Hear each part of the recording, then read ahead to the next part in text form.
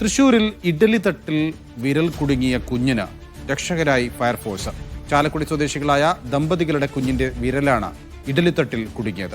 1.5 മണിക്കൂർ നീണ്ട പരിശ്രമത്തിലൂടെയാണ് കുഞ്ഞിന്റെ വിരൽ പരിക്ക് കൂടാതെ പുറത്തെടുത്തത്. നടരാജ് പരശുറാമുണ്ട് വിവരങ്ങൾ നൽകാൻ. നടരാജ്, കുഞ്ഞിന്റെ കുസൃതിയിലായിരിക്കും ഇത് സംഭവിച്ചിട്ടുണ്ടാവുക. എത്ര നേരം പണിയെടുത്താണ് ആ കുഞ്ഞിനെ അതിൽ നിന്ന് രക്ഷിക്കാൻ സാധിച്ചത്?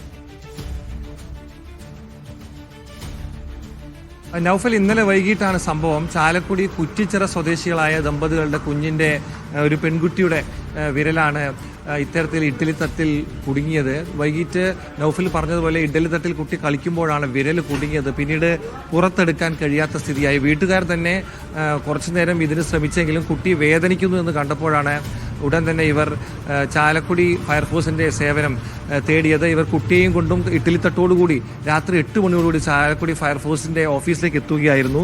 സീനിയർ ഫയർ ആൻഡ് റെസ്ക്യൂ ഓഫീസറായ PO വർഗീസിന്റെ നേതൃത്വത്തിൽ 1.5 മണിക്കൂറോളം പണിപ്പെട്ടാണ് കുട്ടിക്ക് വിരലിന് മുറിവൊന്നും പറ്റാതെ ഇഡ്ഡലിത്തട്ട് മുറിച്ചെടുത്തത്. മിനി കട്ടർ ഉപയോഗിച്ചുകൊണ്ടാണ് ഉദ്യോഗസ്ഥരൊക്കെ തന്നെ ഇത്തരത്തിൽ കുട്ടിയുടെ വിരൽ പുറത്തെടുത്തത്.